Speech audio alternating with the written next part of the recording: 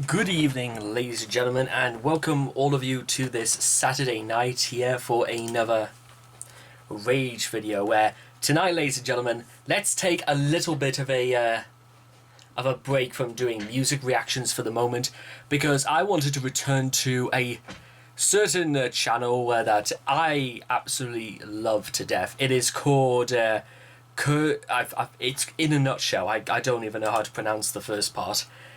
And these guys, they post really provoking sort of science sort of videos, but they also, well, they also provoke very interesting films, short animated films about, you know, about intelligence, about human emotion, about history. There's a lot of stuff to like about this channel. In particular, as we're going to learn today, is what if we decided to nuke the hell out of the moon? Now, I believe there was actually an event, possibly during the height of the Cold War, where the Russians were apparently supposed to blow up the moon, if I remember correctly. It culminated actually in the song "The Whole of the Moon" by the Waterboys, an Irish rock group, if I seem to remember. But apparently that was I'm pretty sure they're going to touch upon that. So if I had to literally guess correctly about what happens if we decide to nuke the moon, fallout, debris, but that's the only things I can really think about at the moment.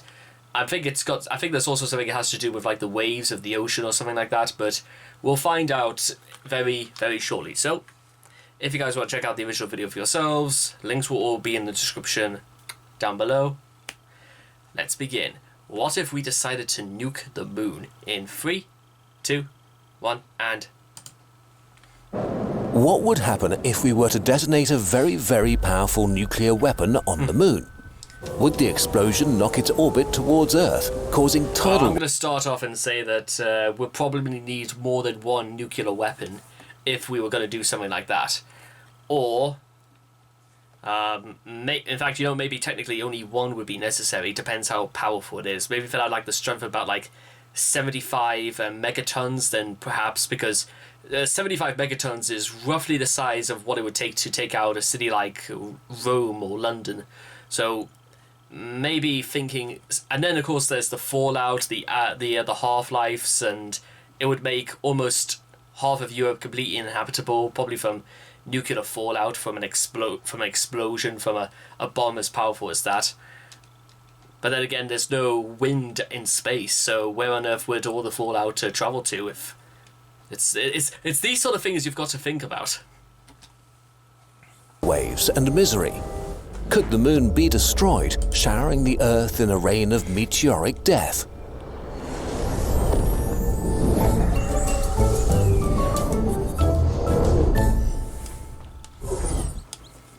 During the Cold War, the moon was a major target for space exploration and, you know, military bases. So, the US Air Force commissioned a serious study into the effects of a nuclear detonation on the surface of the moon.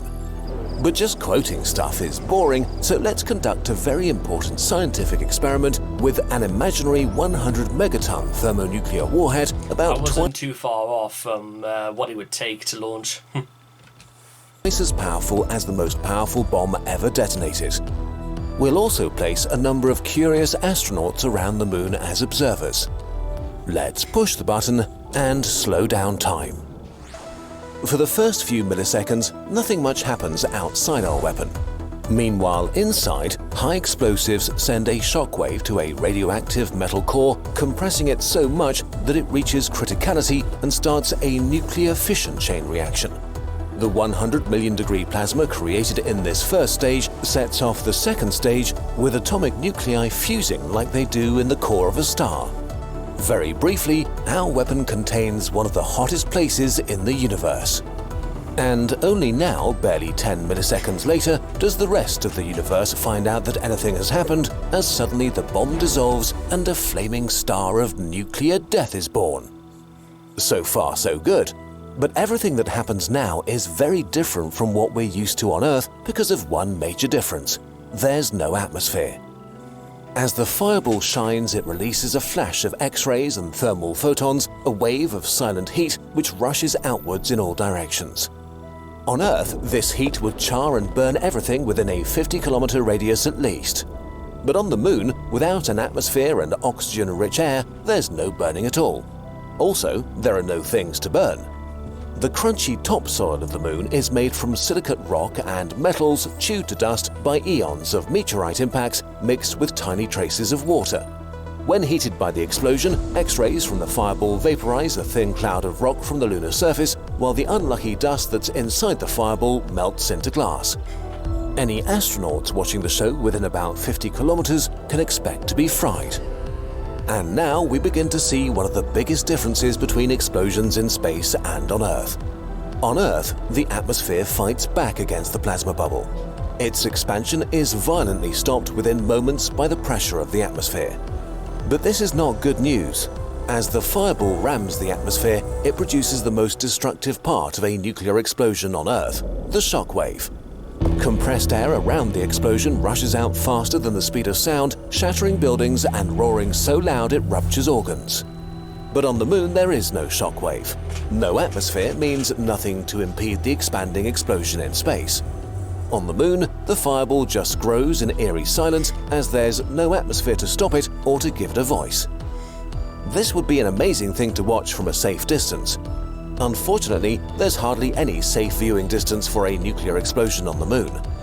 Without an atmosphere weakening the deadly ionizing radiation that can scramble DNA, anyone close enough to get a good look will be exposed to fatal amounts of radiation. Yeah, if I was to make a suggestion, don't launch the weapon during at night then. Probably on maybe in July when there's no moon, because it's not often, especially in the UK, for the sun and the moon to be out at the same time, but 11 o'clock in the morning or something like that. But yeah, that is... I wonder how far away you would have to be before...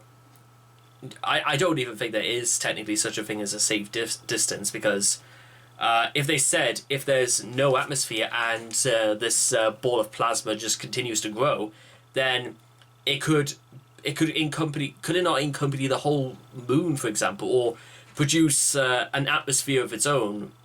Well, technically that's not quite true. There wouldn't be an atmosphere. But what if it accompanies into a sphere that is larger than the moon's surface? That's probably why you would have to maybe launch it on the dark side of the moon. The reason why it's even there is even such a phrase as the dark side of the moon is that there's a part of the moon that always faces away from the Earth. So when we're looking at the moon, whether or not we're looking at if we see Wells' crater, for example, we are always going to see Wells' crater on the moon, and it's never going to spin because the moon revolves around the sun and the Earth, but it doesn't revolve on its axis because, again, there's no atmosphere in space. And well, I'm not entirely...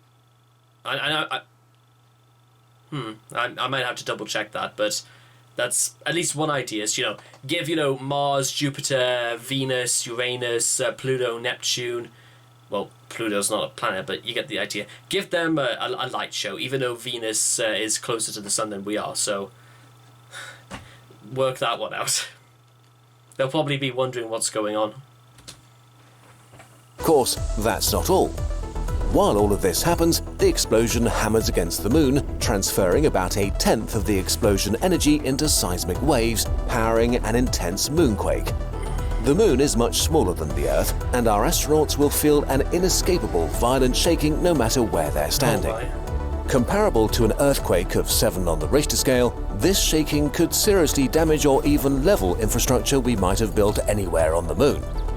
Those who hid on the far side of the moon would have no idea it was an explosion. The quaking would feel like an asteroid the size of the Great Pyramid had struck. And it's not over yet. Where our bomb explodes, the ground splatters like water when a rock strikes a pond.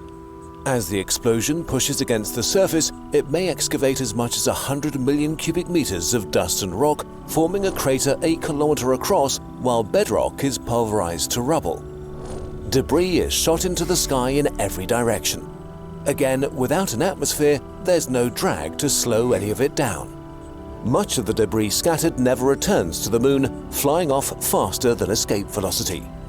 A flurry of micrometeorites have been cast off to explore the solar system, many of which will rain down on the Earth, though few will be larger than pebbles. Any satellite, astronaut or space station in the way, though, will have a really bad time. Micrometeorites are launched at many speeds and angles, allowing them to spread all over the surface of the moon. Like bullets, they'll punch through our curious astronauts no matter where they stand. Finally, our explosion comes to an end. On Earth, the fireball rises like a hot air balloon, forming a sort of stalk. As it reaches up, cooler air is drawn in around it, rounding the top into a mushroom cloud. But on the moon, well, you know by now, no atmosphere, no mushroom. The larger the plasma gets, the cooler it becomes, and the less energy it has to make interesting or terrifying things happen. Within seconds of pulling the trigger, the bubble reddens and fades from view. It would be visible from the Earth like a star flickering to life, only to fade out right away. A spark and then nothing. As the cloud of tiny debris reaches far above the surface of the moon, it's illuminated by the sun for a few minutes, giving it an eerie beauty for anyone left to observe the spectacle. What about the moon's orbit? It's basically unchanged. Trying to move the moon with a nuke is like trying to move a truck by blowing on it. Nuclear explosions may be big, but space is bigger. Our mighty explosion just leaves another crater, one among millions. Still, anyone on the moon will continue to not enjoy themselves. The material that ends up raining back to the moon is radioactive, and without any natural processes to wash it away or bury it, the surface of the moon will remain contaminated. Although fortunately the worst of the radiation will have decayed to a level comparable to natural levels from cosmic rays in about a year. In conclusion, we can say with confidence that while the moon itself does not care about being nuked, and will barely notice, using the moon as a nuclear test ground kind of ruins it for everyone trying to spend some time there or to build something useful. So maybe we should just not do that. This was our last video of the year 12,020, and oh dear, what an interesting and weird year it's been in all the worst ways. But it's finally over. We want to end it by saying thank you. We get to do this channel and work on many exciting things because of you burbs. This year, our German channel reached 1 million subscribers, we launched our Spanish one, and released our first app. Ooh. If everything goes well, we can finally start our largest new project to date next year, but we know better than to promise too much. All of this works because you support us directly. Thank you so much. We genuinely appreciate it. If you want to help us out too and get something cool in return, to the tune of nuking the moon, we've made a new minimalistic infographic poster about the moon and how incredibly far away it is. Also, there's a baby duck, our cutest plushie yet, a new Duck and Friends enamel mug, our new Ocean Explorer notebook, and so much more. All made with love and care. Let us know what you like and we'll make more of it. Okay, let's wrap up this video and this year. Thank you again for watching and caring and sharing. We hope that you slide peacefully into the year 12,021. Let's all hope it will be a really boring year. Thank you. Okay, ladies and gentlemen, that was the experiment of what if we decide to nuke the moon, and the biggest thing we've learned is not doing that thing.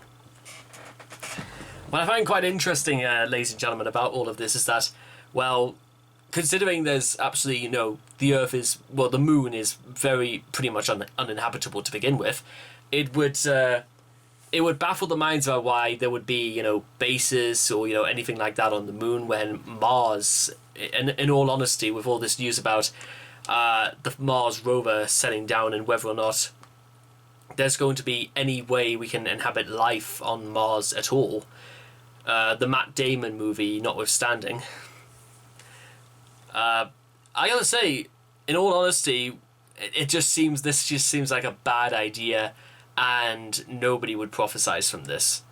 So why did the Russians want to bomb the hell out of this place anyway? Were they hoping that they were gonna just kill Armstrong in space, just so they could commit? In fact, actually, that's a very good point. Is that if you decide to kill somebody on the moon, is that there's no laws in space? Well, not as in the laws we have on Earth. So technically, you're outside from, you know, all that, and you could just get away with whatever you wanted on the moon. It's something to think about that absolutely nobody else would have said under any circumstance whatsoever. Maybe, also, also just to end this video off, and the only way I can think out, maybe that's the reason why Gus Grissom like went up to the moon, went up to space twice. I think he left his car keys somewhere. So yeah, I think it's fair to say, ladies and gentlemen, with all this taken into account, the best thing we could take away from this video is that just because you can does not mean you should, even and especially including decide to bomb the hell out of anything, let alone the moon.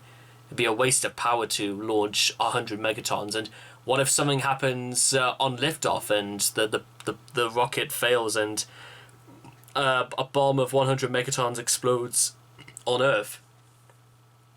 That's a really, really bad idea. So let's try and... I don't even think there would be a government that would be crazy enough to even attempt such a thing like that anyway.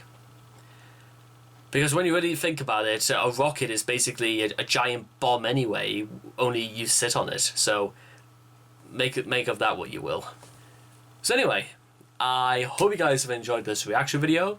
Please leave your thoughts and comments in the comment section down below. Let me know what you guys thought of the In a Nutshells video of what if we decided to bomb the hell out of the moon for, as far as I can work out, absolutely no reason whatsoever. Please also make sure to also like and subscribe to get daily notifications when my videos come out, and I hope to see all of you guys again in the next video. Take care, bye bye for now.